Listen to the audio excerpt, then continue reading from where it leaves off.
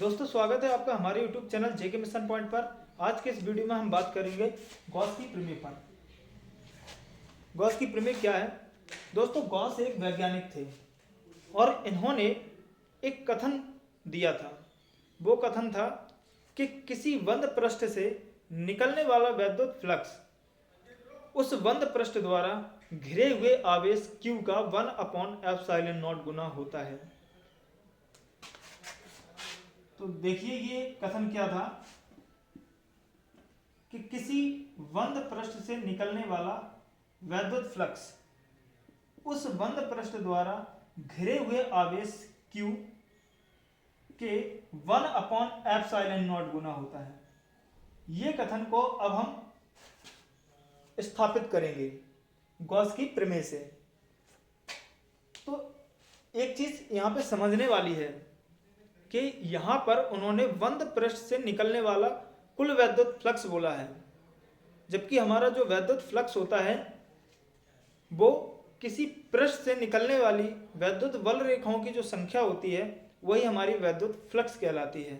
लेकिन यहाँ पे बात दूसरी है कि कुल वैद्युत फ्लक्स जो बंद पृष्ठ है और उसके द्वारा जो हमारा आवेश घिरा हुआ है उससे निकलने वाला जो फ्लक्स होगा वो कितना होता है? उस आवेश के 1/ε0 गुना होता है। तो चलिए हम इस कथन को, इस व्यंजक को स्थापित करते हैं। इसके लिए हम क्या करेंगे? एक आवेश मानेंगे। यहां पे मान लेते हैं एक आवेश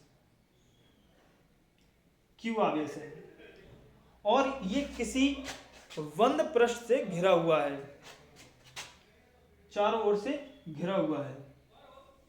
ये पृष्ठ कैसा भी हो सकता है, मैंने एक आसानी के लिए इस तरीके का पृष्ठ मान लिया है। तो ये जो Q आवेश है ये अपने चारों ओर विद्युत बल रेखाएं उत्सर्जित करता है। अब हम क्या करेंगे कि इस जो पृष्ठ हमने बनाया है इस पृष्ठ पर एक बिंदु हम P मान लेते हैं और इस पृष्ठ पर जो बिंदु हमने P माना है इस पर हम वैद्युत क्षेत्र ज्ञात करेंगे कि इस पर वैद्युत क्षेत्र कितना होता है और उसकी जो डायरेक्शन होती है वो क्या होती है। तो देखो ये जो हमारा बंद पृष्ठ है इसका एरिया A है, लेकिन यहाँ पे हम dA क्षेत्रफल मान लेते हैं। dA मतलब सूक्ष्म क्षेत्रफल।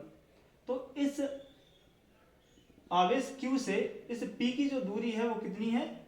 R। ये R दूरी है, ठीक है। और यहां से अगर हम बात करें इस एरिया के कारण यहां पर एक घनकोण बन रहा है d ओमेगा, क्योंकि ये जो एरिया है ये dA एरिया है।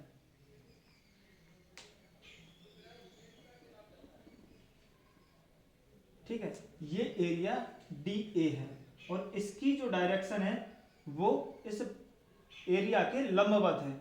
और यहां से जो Q आवेश है इसके कारण जो P पर वैद्युत क्षेत्र है वो इसी डायरेक्शन में होगा, ठीक है।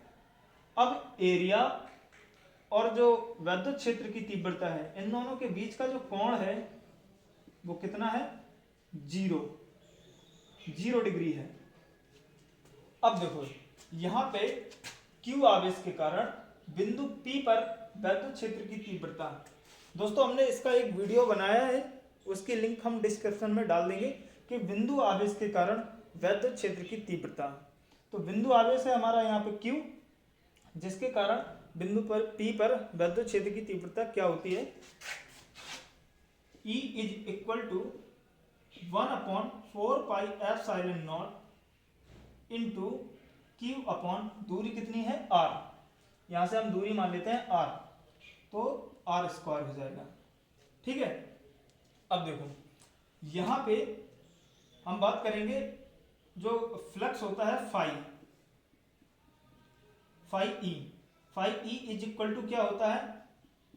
EA cos थीटा या E डॉट A होता है, ठीक है। E vector dot A vector. लेकिन यहां पर एरिया हमने कितना माना है? dA।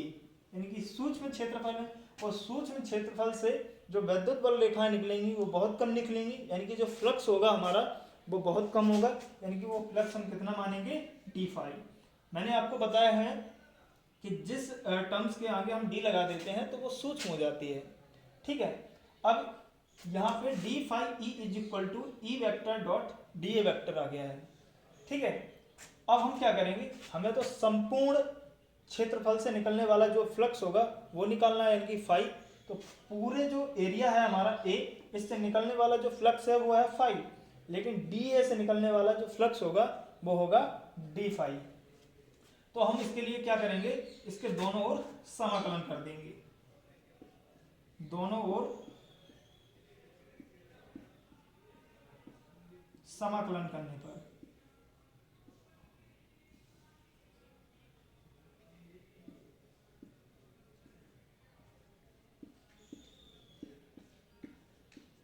ठीक है, और कैसा समाकलन करेंगे, सरफेस इंटीग्रेशन यानी कि पृष्ठीय समाकलन। तो चलिए पृष्ठीय समाकलन करते हैं। पृष्ठीय समाकलन के लिए यहाँ पे सरफेस इंटीग्रेशन इस तरीके से लिख देते हैं, D phi E is equal to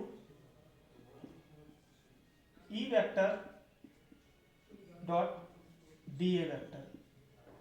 अब यहां से इसको इस तरीके से लिखेंगे, D phi E is equal to E dot D A. तो यहां से हो जाएगा E A sorry E into D A, E into D A cos theta.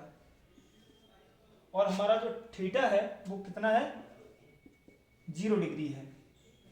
यहाँ पे लिख देते हैं theta is equal to 0 degree. तो यहाँ से cos 0 का मान कितना हो जाएगा, 1।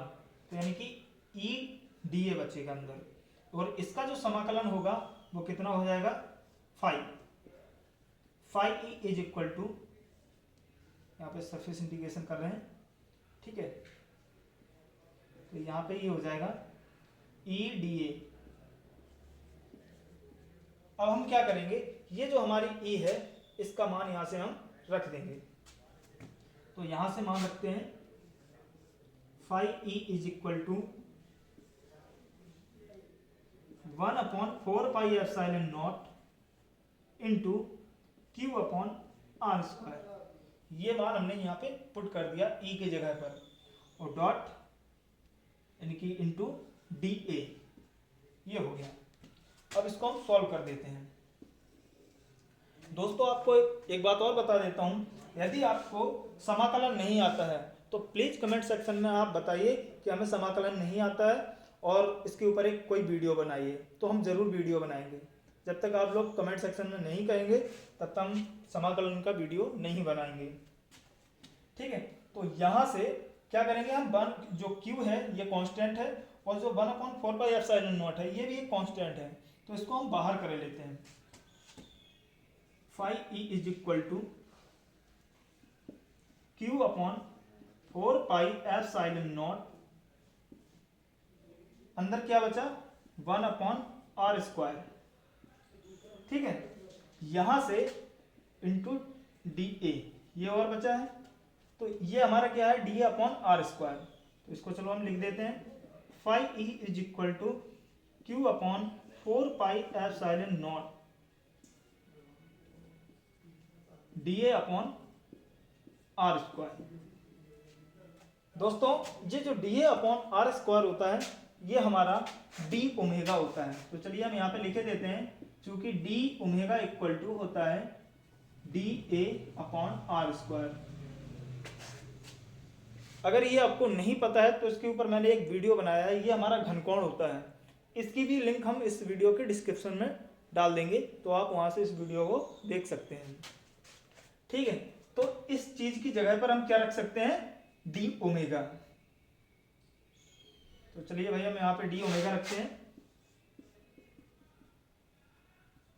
क्यू अपॉन 4πε0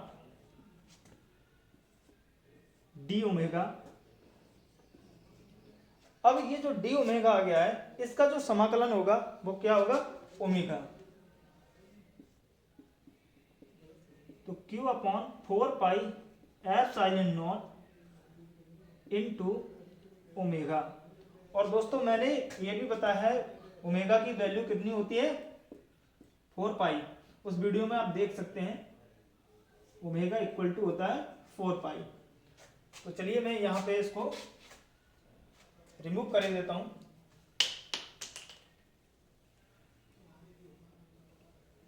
यहां पर ठीक है, तो यहां से phi E is equal to Q upon 4 pi epsilon not into omega की वैल्यू कितनी है, 4 पाई। तो यहां पे हम 4 पाई रख देते हैं, तो 4 पाई से 4 पाई कैंसल आउट हो जाएगा। तो यहां पे phi E is equal to क्या मिलेगा हमको, 1 क्यू अपॉन एप्सिलॉन नॉट। और यही चीज हम इसको इस तरीके से भी लिख सकते हैं, phi E is equal to Q into 1 upon epsilon not. और यही हमारे गॉस का कथन है। गॉस ने क्या कथन दिया था कि किसी बंद पृष्ठ द्वारा निकलने वाला जो फ्लक्स होता है और उसके अंदर जो आवेश घिरा हुआ होता है उसके 1 अपॉन एप्सिलॉन नॉट गुना होता है। तो ये जो कथन दिया था ये यहां से स्पष्ट हो जाता है। नेक्स्ट वीडियो में हम गॉस के अनुप्रयोगों को पढ़ेंगे कि उन्होंने क्या क्या अनुप्रयोग दिए थे, इसके कारण कौन कौन से हम सूत्र जो होते हैं उनको डेरिवेशन कर सकते हैं। ठीक है, फिलहाल ये वीडियो यहीं तक है। अगर वीडियो समझ में आया हो तो प्लीज़ इस वीडियो को शेयर, सब्सक्राइब और लाइक ज़रूर करें और कमेंट सेक्शन में ज़रूर बताएं कि हमें ये चीज़ नहीं आती है, इसके ऊपर आप वीडियो बनाइए, तो हम ज़रूर वीडियो बनाएंगे उसके ऊपर। मिलते हैं नेक्स्ट वीडियो में नेक्स्ट कॉन्सेप्ट के साथ। तब तक के लिए धन्यवाद। जय हिंद।